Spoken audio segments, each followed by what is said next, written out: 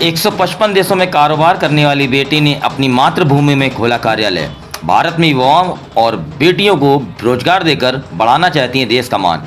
UK सरकार के under 40 airlines economics award 2024 से नवाजी गई कानपुर नगर की बेटी नेहा मिश्रा ने आज अपने गृह जनपद कानपुर नगर में बर्रा में अपना कार्यालय खोला। उन्होंने बताया कि 3 वर्ष पूर्व नौकरी से कमाए रुपयों से उन्होंने एरो कंसल्टेंट ग्रुप की स्थापना की।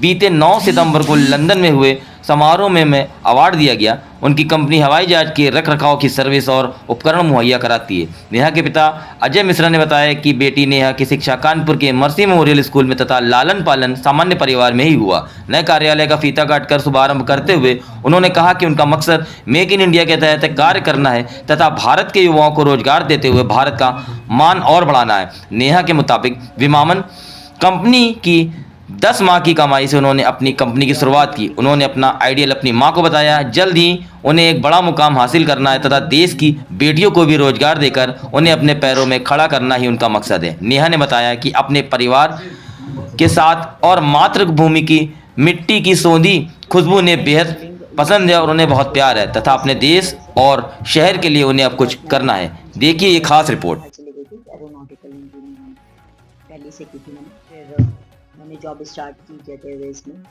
उसके बाद किंगफिशर में, फिर किंगफिशर बंद हो गई।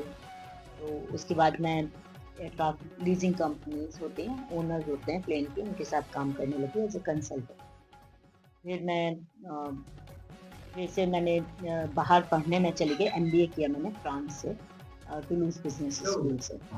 उसके बाद मैंने एक फ्रेंच कंपनी में जॉब की और फिर 2 साल वहाँ पे जॉब की। उसके बाद वहाँ पे मैंने बहुत कुछ सीखा, कैसे बाहर बिजनेस बड़ा करते हैं, कैसे काम करते हैं। बहुत लर्निंग रही मेरे को वो बाहर का एनवायरनमेंट।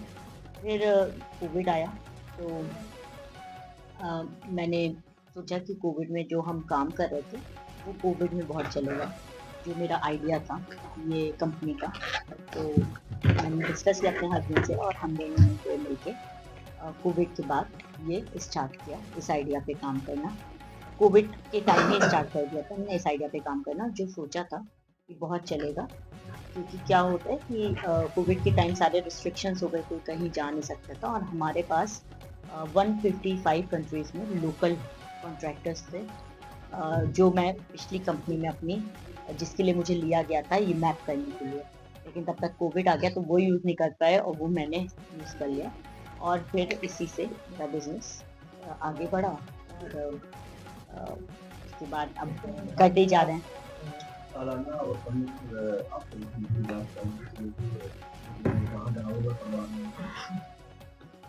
टर्नओवर तो नहीं ओपन कर सकते हैं, लेकिन बढ़ाना है। कंपनी में हम दिल्ली में एक ऑफिस खोल रहे हैं, रिसेंटली फ्रांस में एक ऑफिस है, एक दिल्ली में ऑफिस खोल रहे हैं और हमने बहुत बड़ी कंपनी के साथ अभी पार्टनरशिप की है, जो जिसका टर्नओवर यूएस में अराउंड 60,000 करोड़ का सालाना का उनका टर्नओवर है। उनके साथ अभी हमने पार्टनरशिप किया और दिल्ली में बहुत बड़ा ऑफिस खोल रहे हैं। हमारा यही है कि हम इसे ऑब्वियसली बहुत ऊपर ले जाना चाहते हैं और हमारा एक और वो है, ऑब्जेक्टिव है जो इंडिया आने का। तो जो मोदी जी का प्रोजेक्ट है मेक इन इंडिया, तो हम एविएशन में मेक इन इंडिया प्रोजेक्ट के अंदर बहुत सारी चीज़ें इंडिया में लोकली एविएशन के लिए बनाना चाहते हैं, जो हम शुरू भी करेंगे उस प्रोजेक्ट पे काम करना। हमने ऑलरेडी बेस सेट करना शुरू कर दिया। फिर मेक इन इंडिया प्रोजेक्ट में मुझे लगता है कि अभी इंडिया में एविएशन जो है उसको और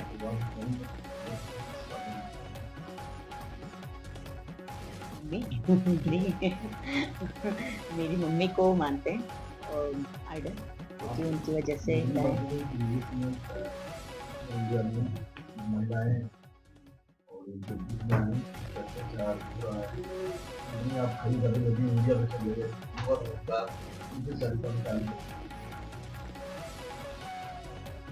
ऑब्वियसली इंडिया में जो भी मतलब जिस तरह से भी ट्रीटमेंट है लड़कियों को, मुझे तो लगता है कि इंडिया को एक बहुत बड़े चेंज की ज़रूरत होना भी चाहिए, बहुत बड़ा चेंज। और इसमें मुझे लगता है कि लड़कियों से ज़्यादा लड़कों को सिखाना चाहिए कि कैसे रहें सोसाइटी में, वो ज़्यादा इम्पोर्टेंट है। तो मैं बोलती हूँ कि लड़कियों को मत रोको, लड़कों को सिखाओ उल्टा कि कैसे करें, क्योंकि मैं तो बाहर रहती हूँ और मुझे पता है कि वहाँ पे सोसाइटी कैसी है। तो ये पूरी सोसाइटी को चेंज, एक इंसान के चेंज होने से या किसी के होने से कुछ नहीं होता। तो माना जाए 5 साल बाद आपकी वीडियो कितना व्यूज़ होंगे? क्या मतलब हम 5 साल बाद जो मेक इन इंडिया प्रोजेक्ट है, उसमें हम लोग इंडिया के लिए बहुत कुछ करना चाहते हैं। इंडिया का जो नेम है, वो वर्ल्ड के मैप पे थोड़ा ऊपर ले जाना चाहते हैं एविएशन में। तो ये इसी में सक्सेसफुल रहें, ये हमारा ऑब्जेक्टिव रहेगा कि एटलीस्ट हम इंडिया में एक मैन्युफैक्चरिंग शुरू करें एविएशन पार्ट्स की, जो हम यहाँ खुद लोकली मैन्युफैक्चर करें, कहीं बाहर से लाने की ज़रूरत नहीं।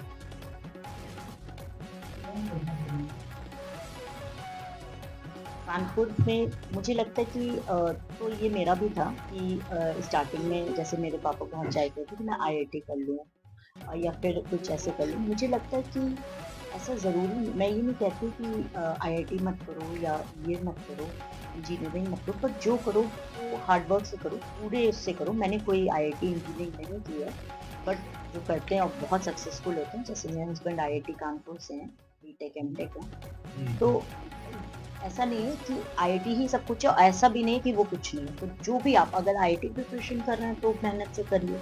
अगर कुछ और है, नहीं कर सकते हैं आईआईटी, तो ये नहीं है कि वो एंड है। और भी बहुत सारे करिए, बट जो करो मेहनत से करो। उसमें ध्यान लगाओ, और स्टार्टिंग मुझे लगता है कि अपने करियर का आपको बहुत फोकस्ड होना चाहिए, तभी आप कुछ अचीव करो। मुझे तो आज भी बहुत मेहनत करनी पड़ती है, हर टाइम करनी पड़ती है। तो दुनिया में कोई शॉर्टकट नहीं है अमीर बनने का। मैं हमेशा कहती हूँ, या तो आप अमीर पैदा हो या फिर आप कंटिन्यूअस मेहनत करते रहो। बुराई है कि अगर आप गरीब मर गए। आप एक कितनी आदमी है अपने व्यापार पर माने मेरे हस्बैंड बहुत सपोर्टिव हैं, हम दोनों एक्चुअली पार्टनरशिप में बहुत ही सपोर्टिव हैं, और कभी ऐसा नहीं होता कि ये मेरे ऊपर है या उनके ऊपर। तो बहुत एक सपोर्ट की ज़रूरत होती है। मुझे लगता ही नहीं मुझे कभी अकेले कुछ मैनेज करना पड़ता है, हम दोनों मिल के करते हैं जो भी करते हैं।